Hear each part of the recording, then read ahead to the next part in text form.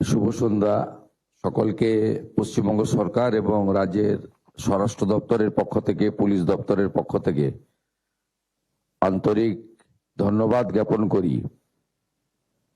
আমার সাথে উপবিষ্ট রয়েছেন স্বরাষ্ট্র এবং পার্বত্য বিষয়ক দপ্তরের মাননীয় রাষ্ট্রমন্ত্রী শ্রী বিশাল লামা মহোদয়া, আমাদের চাইল্ড এবং শিশু এবং মহিলা দপ্তরের, সমাজ কল্যাণ দপ্তরের স্বাধীন দায়িত্বপ্রাপ্ত রাষ্ট্রমন্ত্রী শ্রীমতী মালতী রাভা রায়, আমাদের মধ্যে উপবিষ্ট রয়েছেন মাননীয় দুই রাজ্যমন্ত্রী মৌমিতা দাস মিশ্র এবং আমাদের সুমনা সরকার মহোদয়া, আমাদের মধ্যে উপবিষ্ট রয়েছেন রাজ্যের মুখ্য সচিব সম্মানীয় মনোজ আগরওয়াল, স্বরাষ্ট্র সচিব শ্রীমতী সংঘমিত্রা ঘোষ মহোদয় সহ আধিকারিক বৃন্দ এবং এই সমগ্র অনুষ্ঠানের যিনি আয়োজক, ব্যবস্থাপক এবং অত্যন্ত অল্প সময়ে তিনি সমগ্র পুলিশ দপ্তরের সাহায্য নিয়ে স্বরাষ্ট্র বিভাগের গাইডেন্সে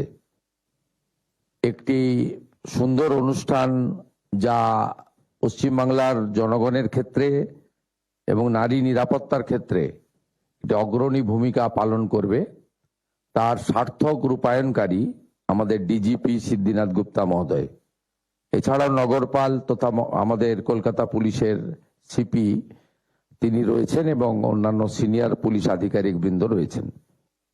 আমি সকলকে ধন্যবাদ জানাচ্ছি এবং যারা ভার্চুয়াল মোডে যুক্ত আছেন, বিভিন্ন সাইবার হেল্প ডেস্কের সুরক্ষা প্রদানকারী আমাদের পুলিশ বাহিনীর কর্মীবৃন্দ তথা মহিলা হেল্প ডেস্ক যাদের দ্বারা পরিচালিত হবে, সেই সমস্ত আমার বোন এবং দিদিরা, এছাড়াও আজকে অত্যন্ত স্বল্প সময়ের মধ্যে সংক্ষিপ্তভাবে আমাদের সচিবালয়ের সভাগৃহের সামনে থেকে দুর্গা স্কোয়াডের একটি টিম যাত্রা শুরু করেছেন এই মহতী উদ্যোগকে সফল করার জন্য।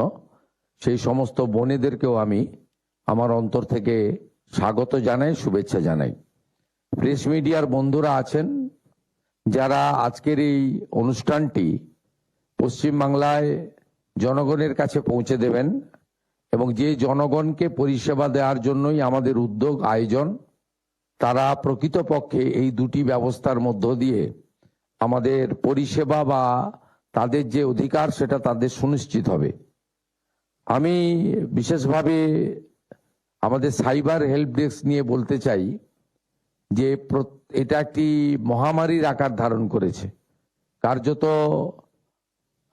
বিভিন্ন সামাজিক প্রকল্পেও যারা ফর্ম ফিল আপ করছেন, অ্যাকাউন্ট নম্বর দিচ্ছেন, সেটাও জানতে পেরে সেই সমস্ত প্রান্তিক মানুষদের কাছ থেকেও অত্যন্ত অল্প পয়সা তাদের অ্যাকাউন্টে থাকে বা অল্প টাকা তারা সামাজিক ভাতা বা বিভিন্ন সাহায্যের উপর নির্ভর করে, সেখান থেকেও টাকা মুহূর্তের মধ্যে, কয়েক সেকেন্ডের মধ্যে টাকা এত লম্বা চেন দ্রুততার সঙ্গে হাত বদল হয়ে চলে যাচ্ছে।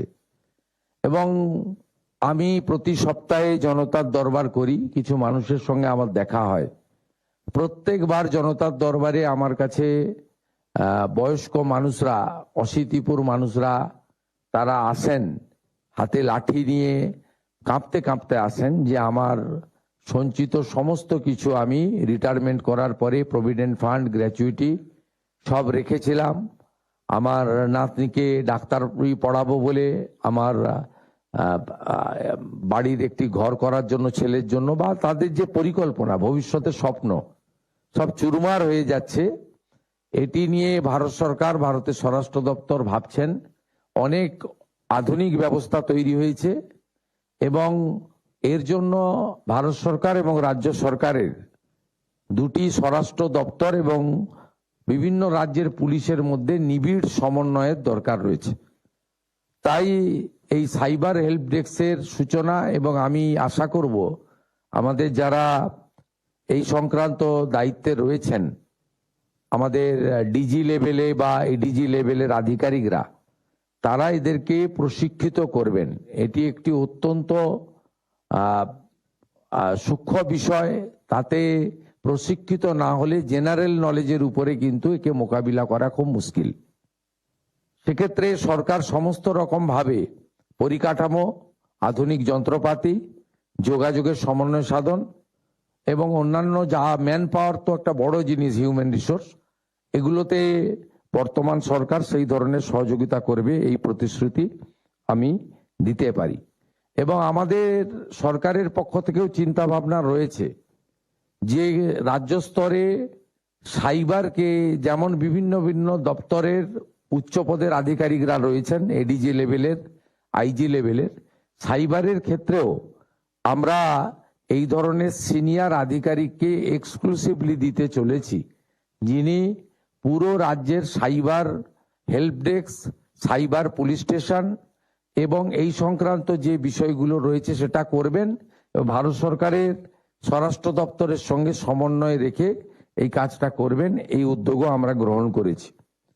মহিলা হেল্প ডেস্ক এত দ্রুততার সঙ্গে রাজ্য পুলিশের ডিজিপি এবং হোম সেক্রেটারির তত্ত্বাবধানে আমরা আজকে শুরু করতে পারবো, এটা আমার আইডিয়াই ছিল না। আমার ধারণা ছিল যে আমরা হয়তো সেপ্টেম্বর মাসে এটা চালু করতে পারবো, কিন্তু তারা বুঝেছেন যে আমাদের বর্তমান সরকারের যে সমস্ত জিনিস অগ্রাধিকারের জায়গায় রয়েছে, সেই অগ্রাধিকারের 1 নম্বরে রয়েছে নারী সুরক্ষা এবং কন্যাদেরকে প্রয়োজনীয় নিরাপত্তা প্রদান করা। তাই আমি আশা করব ভারতীয় ন্যায় সংহিতা, পস্কো আইন এবং নির্ভয়ার ঘটনার পর থেকে আমাদের এই রাজ্যের অভয়ার ঘটনা পর্যন্ত, এখান থেকে আমরা যে তিক্ত অভিজ্ঞতা সঞ্চয় করেছি, সেই তিক্ত অভিজ্ঞতা সঞ্চয় করে আমাদের এই নারীদেরকে এবং কন্যাদেরকে আমরা সুরক্ষা প্রদান করব, জাস্টিস দেব, এবং তার জন্য এই সরকার জিরো টলারেন্স নীতিতে চলবে। এটা আমাদের মনোভাবও জানেন। আমি আপনাদের সহযোগিতা প্রার্থনা করব। আমি আশা করব আজকে দুটি পরিষেবা হলো, হ্যাঁ আমি জানি ম্যান পাওয়ারের শর্টেজ রয়েছে, আমি জানি একই থানার বিল্ডিংয়ে আপনাদেরকে ছোট্ট করে কিয়স্ক তৈরি করে হেল্প ডেস্ক করে বসতে হয়েছে, পরিকাঠামোর অনেক অভাব রয়েছে। এটা আমি স্বীকার করে নিয়েও বলতে পারি যে আপনারা চেষ্টা করবেন এই পরিষেবা সংক্রান্ত কোনো অভিযোগ যেন আপনাদের সরকার আপনাদের পাশে যে আমার অনলাইন সিস্টেম চালু রয়েছে সেখানে যেন আমি অভিযোগ না পাই, এটা দেখতে হবে। আমি কিছুদিন টাইম দিচ্ছি যাতে এটাকে আপনারা ঠিকঠাক করে নিতে পারেন। এর বাইরেও আজকে অনেকগুলি আমাদের আধুনিক অডিও ভিডিও সিস্টেম, একটি থানার প্রশাসনিক ভবন নির্মিত ছিল আগেই, তার উদ্বোধন পেন্ডিং ছিল, এটা আপনারা করেছেন। এটাও একটা ওই এলাকার মানুষের জন্য যথেষ্ট ভালো সুফল পাওয়া যাবে বলে আমি বিশ্বাস করি। এবং আমি যেটা গুরুত্ব দিতে চাই আপনাদেরকে, সেটা হচ্ছে সুরক্ষিত পুলিশ বাহিনী, শৃঙ্খলিত পুলিশ বাহিনী এবং পুলিশের সংখ্যা, তার সঙ্গে আধুনিক ইনফ্রাস্ট্রাকচার এবং লজিস্টিক সাপোর্ট, এর মধ্য দিয়ে আমরা যাতে পশ্চিমবঙ্গ পুলিশকে অন্যান্য রাজ্যের পুলিশ বা দিল্লি পুলিশ বা প্যারামিলিটারি ফোর্সেস সমতুল্য করতে পারি, এই ব্যবস্থা আমাদেরকে নিতে হবে।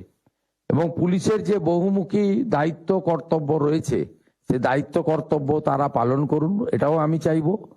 সাথে সাথে ওয়েলফেয়ারের কমিটি আমরা ডিসলভ করলেও পুলিশের বিভিন্ন স্তরের ওয়েলফেয়ারের ক্ষেত্রে যে সমস্ত বিষয় উল্লেখ করা দরকার, আমি নিঃসংকোচে পুলিশ আধিকারিকদের বলবো তারা যেন প্রোটোকল মেনে, হায়ারকি মেনে পাঠান, অথবা সরাসরি তারা যেভাবেই হোক সিওমোর দৃষ্টি আকর্ষণ করেন।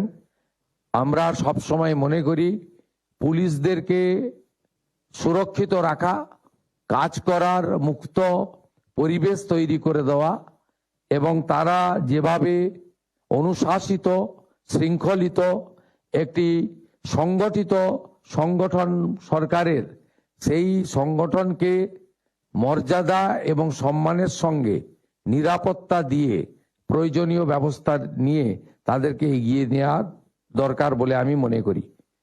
আমার এই স্বল্প সময়কালের মধ্যে আমরা দুটি জায়গায় পুলিশ আক্রান্ত হতে দেখেছি। একটা পার্ক সার্কাসে আমি দ্রুত ওই স্পটে পরের দিন গিয়ে আহত পুলিশ কর্মীদের সঙ্গে মিট করেছি। আমি তাদের ডেকে পাঠিয়ে হাত মিলাতে পারতাম, সহানুভূতি দেখাতে পারতাম। আমি ওখানে ওই জন্যই গেছিলাম যাতে এই ধরনের দাঙ্গাবাজ, গুন্ডা, সরকারি কাজে অংশগ্রহণকারী ব্যক্তির বিরুদ্ধে তাদের যে হিংসাত্মক মনোভাবের বহিঃপ্রকাশ ঘটাচ্ছেন এটা যাতে বন্ধ হয় এবং নিচের তলার পুলিশ ফোর্সের মরাল যাতে হাই হয়, সেই জন্য আমি পুলিশ মন্ত্রী বা চিফ মিনিস্টার হিসেবে নয়, তাদের একজন বন্ধু হিসেবে ওখানে সেখানে গেছিলাম, সাপোর্ট দিয়েছি। পরবর্তীকালে আসানসোলে পুলিশ ফাঁড়ির উপরে যে আক্রমণ হয়েছিল তাতে কতটা কঠোর কঠিন অবস্থান রাজ্য সরকার নিয়েছে সেটাও আপনারা দেখতে পেয়েছেন।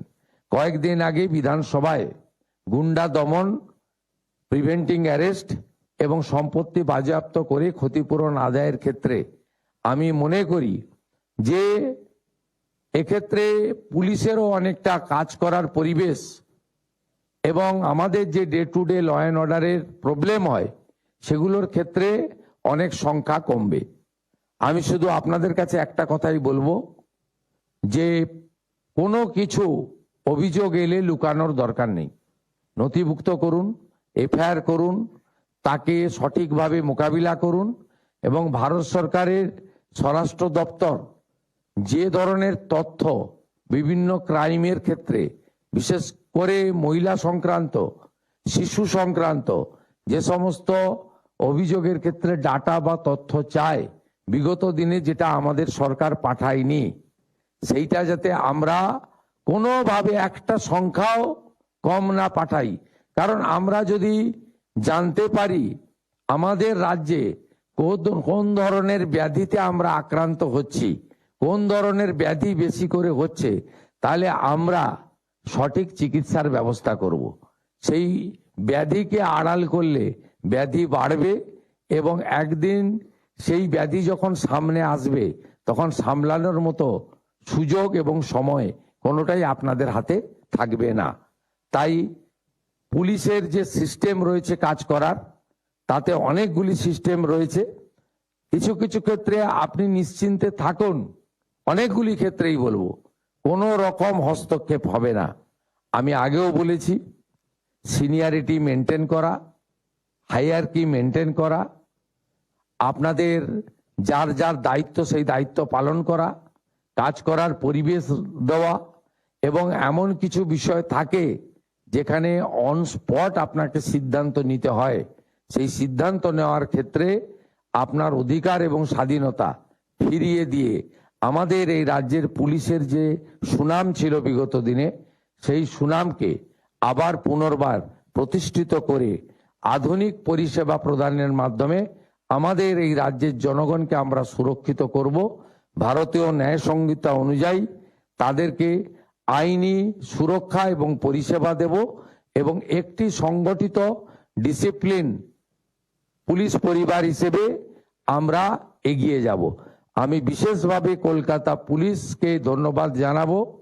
কিছুদিন আগে তারাতলার ইনসিডেন্টে যে 20 জনকে প্রাথমিকভাবে জীবিত বাঁচানো গেছে, এক্ষেত্রে স্থানীয় জনগণের সাথে কলকাতা পুলিশ এবং ফায়ার ব্রিগেডের বন্ধুরা এবং কর্পোরেশনের সাথীরা তারা যথেষ্ট উল্লেখযোগ্য ভূমিকা নিয়েছেন এবং তার পরবর্তী সময়ে খুব দ্রুততার সঙ্গে আমি এবং মুখ্য সচিব আলোচনা করে এনডিআরএফ এবং আর্মিকেও আমরা যুক্ত করেছিলাম।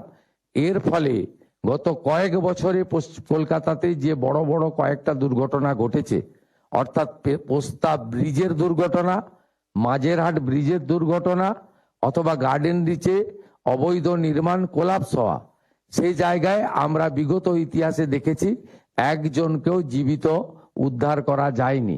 হ্যাঁ, আমরা ব্যথাতুর হৃদয় নিয়ে আছি, 16 জন মারা গেছে, কিন্তু 20 জনকে আমরা জীবিত উদ্ধার করতে পেরেছি। এই জন্য পুলিশেরও ভূমিকা রয়েছে। কুইক রেসপন্স টিম হিসেবে পুলিশ প্রথমেই পৌঁছায় তাই পুলিশকে সমস্ত রকম সংখ্যা, লজিস্টিক এবং অন্যান্য সমস্ত সাপোর্ট, আধুনিক পরিকাঠামো দিয়ে তাদেরকে যদি আমরা এগিয়ে দিতে পারি, তাদেরকে যদি রক্সা ইউনিভার্সিটির মতো ইউনিভার্সিটির সঙ্গে চুক্তি করে আমরা তাদেরকে প্রশিক্ষিত করতে পারি, তাহলে আমরা এই পুলিশকে দিয়েই অনেক ভালো ফল পেতে পারি, এই বিশ্বাস আমাদের আছে। পরিশেষে আগামী দুর্গাপূজার আগেই আমি ডিজিপি সাহেবকে বলেছি 112 পরিষেবা পশ্চিমবঙ্গে চালু করুন। আমি অ্যাভারেজ দেখছিলাম গুজরাট, মহারাষ্ট্র, উত্তরপ্রদেশ 6 মিনিটে পুলিশ পৌঁছায়। পশ্চিমবঙ্গে এই অ্যাভারেজ হচ্ছে 3 ঘন্টায় পুলিশ পৌঁছায়। এখন আমরা 112তে যদি একটি করে গাড়িতে হয় না, 4টি গাড়ি ফাইনালি লাগবে। এই আমরা যদি এখন একটা গাড়ি 112 চালু করতে পারি, আমাদের ট্রেনিং প্রাপ্ত রাজ্য পুলিশের 12,000, কলকাতা পুলিশের 4,000, সেপ্টেম্বর মাসেই 16,000 নতুন জওয়ানদেরকে আমরা কাজে লাগাতে পারি। তার সঙ্গে 112, আমার মনে হয় সময়ের স্প্যানটা আরো কমবে এবং আগামী বাজেটে আমরা আরো 2টি করে গাড়ি দেওয়ার ব্যবস্থা করব, যাতে আগামী 1 বছরের মধ্যে অন্য রাজ্য যদি 6 মিনিটে পৌঁছায়, আমরা 5 মিনিটে পৌঁছাতে পারবো। এটাই আমাদের লক্ষ্য থাকা উচিত। সকলকে ধন্যবাদ জানিয়ে আমার কথা শেষ করলাম। জয় হিন্দ। বাংলার আওয়াজ, বাঙালির আবেগ, জি 24 ঘন্টা।